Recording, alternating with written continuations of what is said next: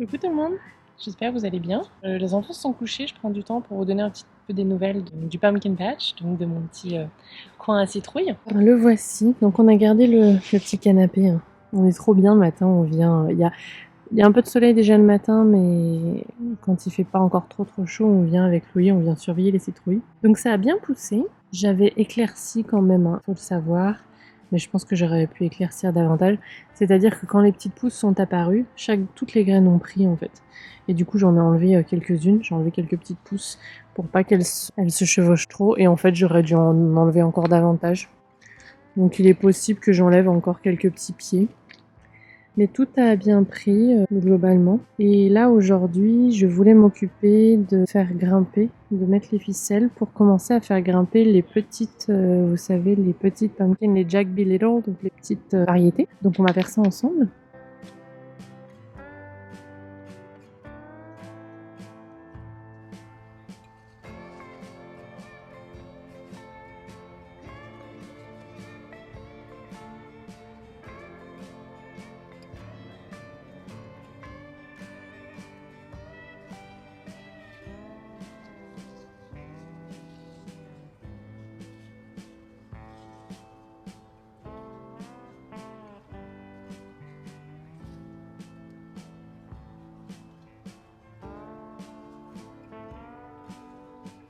Voilà, donc j'ai commencé pour quelques pieds qui étaient autour.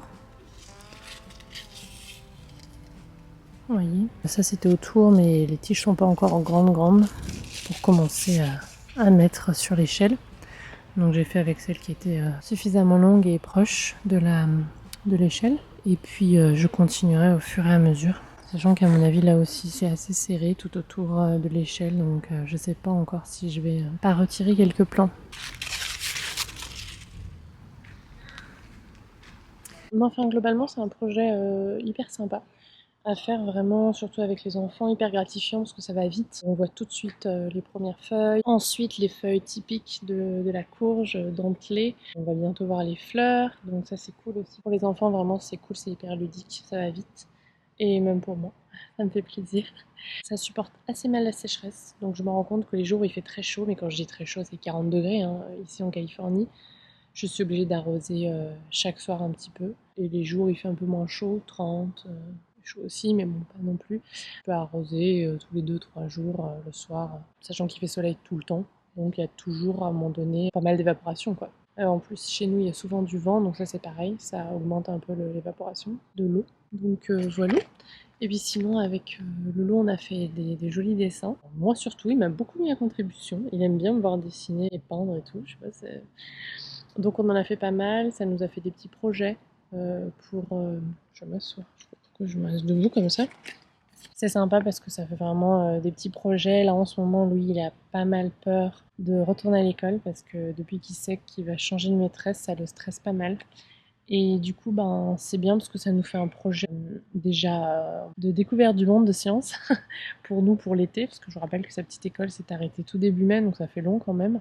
Alors il va reprendre sa petite école mi-août, mais ouais, c'est pas, ça fait beaucoup de temps sans école, quoi. Du coup, on va à la bibliothèque, on va à l'heure du compte, on amène Diane, qui est vraiment tellement cool que vraiment on peut l'emmener où on veut, cette louloute. Et puis voilà, ça fait des petits projets comme ça. Et donc je disais que Louis a assez peur de rencontrer sa nouvelle maîtresse, mais il va retrouver des camarades à lui hein, qu'il avait l'an passé. Et là, du coup, le fait qu'on ait un petit projet et que je lui ai dit qu'à la rentrée, pour sa nouvelle maîtresse, dont il connaît le prénom, il pourra lui emmener des feuilles, il pourra lui montrer le projet en fait qu'on fait à la maison.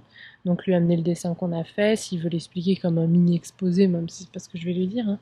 Ça va pas être une vraie présentation, mais si je veux expliquer à ses camarades, leur montrer une graine de courge, une feuille de courge, à quoi ça ressemble, une fleur, je pense qu'on va en prendre une et puis essayer de la faire sécher tout de suite, elle garde un peu sa couleur. Et puis ensuite une vraie citrouille, lorsqu'on les aura, ils pourront en emmener une. Bah, ça le motive en fait. Du coup, ça désacralise un peu le retour à l'école. Ah, on va dire à la maîtresse, tiens, on va lui montrer. Ça le détend un peu, ça fait un projet sympa à faire. Et puis en plus, en septembre, souvent, les maîtresses ici font des projets autour des citrouilles et de l'automne, quoi, en termes général, puis d'Halloween, qui est très grand ici. C'est bien aussi ce petit projet, parce que ça nous prend tout l'été, et l'aboutissement se fera à l'automne, donc voilà, ça permet de parler de la rentrée de façon un peu plus détendue. T'as pris une photo, Nino? Non, pas encore. Je prends une photo. Regarde. Ouais. Waouh. La fleur. On voit bien la fleur. Mais non, oui, je le vois très bien. Regarde maintenant. Trop beau.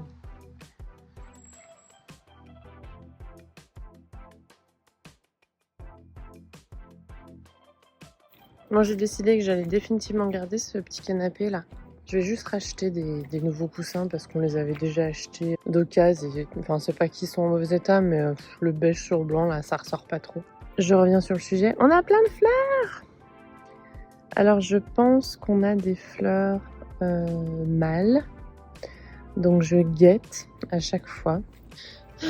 Alors, pour les reconnaître, les fleurs femelles ont déjà comme la naissance d'un fruit en fait dessous. Et elles sont sur une tige à part entière. Apparemment, elles ne partent pas d'une tige comme ça où il y a déjà des feuilles. Donc on guette. Bon, après, je fais confiance à la nature. Hein. Mais en tout cas, on a plein de fleurs. Donc Louis est très content. Les tournesols sont pas bien loin, honnêtement. Donc voilà. Et puis, on a tellement d'autres fleurs que les pollinisateurs, si une fleur mâle et qu'on la rate apparaît, feront leur boulot. Et ça monte, je suis trop contente, ça va être trop beau, surtout sur ce côté là-bas. Alors depuis les tout débuts de la vidéo, j'ai quand même changé de technique, c'est-à-dire que vous vous souvenez dans mon haul où je vous montrais que j'avais acheté pas mal de choses en jardinerie, j'avais acheté des petites attaches, ça va quand même un peu plus vite, plus facile pour les faire monter. J'ai pas éclairci depuis la dernière fois, et ça se voit, il y en a partout. Ça commence à sortir, forcément. Hein. Et encore là, on n'est pas du tout à l'aboutissement, on est mi-juillet. Donc je pense que ça va être vraiment trop serré. Donc à mon avis, l'épisode 3, vous allez me voir déterrer 2-3 plans. Je suis prête à le parier. Ouvrez les paris en commentaire. Par contre, c'est hyper agréable à voir, vraiment, c'est super. Lui, il est tellement content. Tous les matins, il vient vérifier. Il me dit « Ah, il y a une nouvelle fleur !» On les compte, ça fait un peu du calcul. Pas que je veux le faire bosser. Hein. J'ai l'impression que cette vidéo, on pense que j'ai l'impression que je fais l'école de la maison. Pas du tout, jamais je ferai ça. Oui, c'est quand même plus simple à attacher maintenant. Le soir, je me prends moins la tête à découper du fil. Alors en plus, à l'époque, j'avais plus de ciseaux. Hein, j'étais avec les ciseaux de mon fils. Donc voilà. Donc c'est très agréable. Et puis alors, ça végétalise toute cette partie du jardin où il n'y avait rien du tout. Ça donne un petit peu d'intérêt.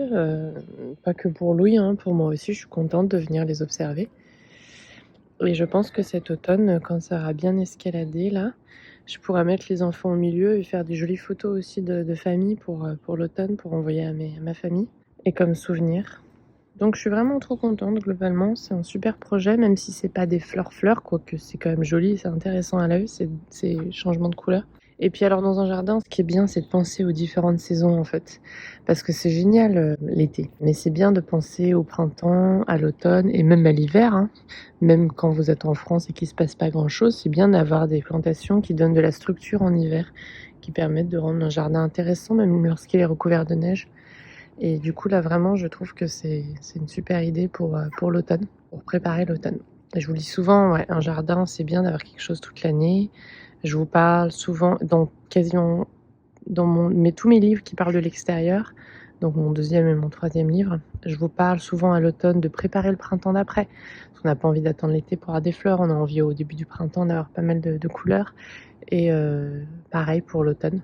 Donc je trouve que c'est super. Ça crée des différents espaces dans le jardin qui, je vous rappelle, n'est pas le mien, on loue, donc ça permet quand même de le faire à bas coût. Les pierres, je les ai récupérées, elles étaient dans le jardin. L'échelle, c'est mon mari qui l'a fabriquée. Les graines ne valaient pas cher parce que c'était pas des plants développés. Ce truc, on l'a trouvé dans un vide-grenier. J'ai juste repeint en blanc parce qu'il était quand même pas mal abîmé. Et puis je pense que cette année, ça fait 1 an qu'on l'a, je vais investir dans des jolis coussins. Donc là, on est le matin, il est 9h du matin. Il y a déjà un petit peu de soleil. C'est encore un peu à la mi-ombre avec les sapins. Donc on peut encore s'asseoir là-bas pour prendre le thé ou avec Louis pour prendre le petit déjeuner. J'essaie de le faire sortir quand Diane dort parce que la maison n'est pas immense. Et Louis est très bruyant.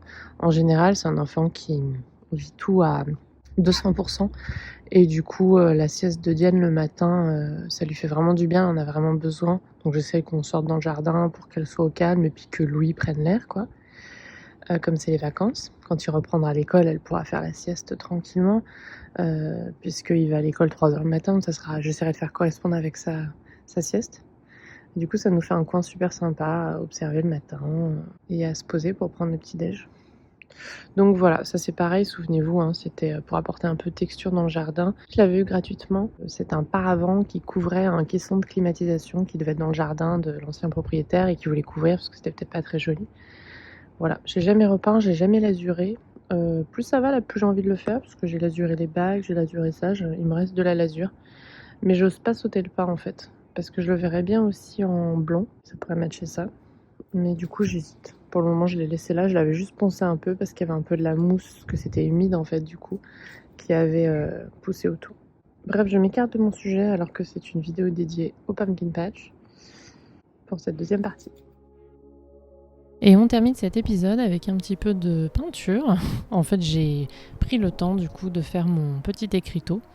Alors j'hésitais à écrire pas mal de choses, Louis et Diane, Pumpkin Patch, mais en fait je me suis dit que de loin on verrait pas grand chose sur cet écriteau si j'écrivais trop de choses.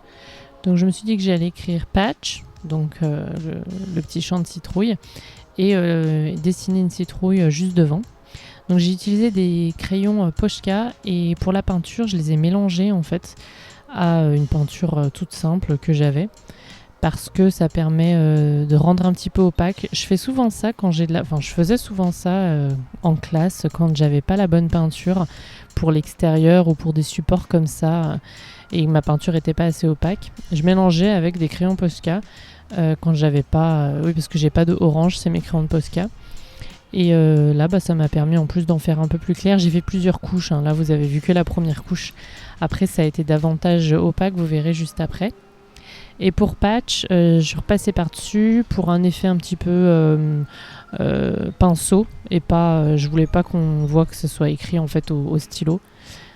Et voilà. Alors pourquoi est-ce que j'ai fait le H en majuscule et pas le reste en majuscule ? Je ne sais pas. Mais voilà, j'ai commencé par la fin pour voir l'espace en fait que j'avais et pour faire ça un petit peu au milieu. Et après plusieurs couches que je repassais encore une deuxième fois, et ma foi, ça rend pas mal du tout. On a cloué ça en haut de la petite échelle là. C'est trop choupi, ça fait un petit espace dans l'espace. C'est vraiment, je fonds. J'ai hâte de prendre des photos des enfants avec le petit écriteau sous l'échelle cet automne. Ça sera cool, je pense. Et Louis adore, vraiment, c'est hyper ludique.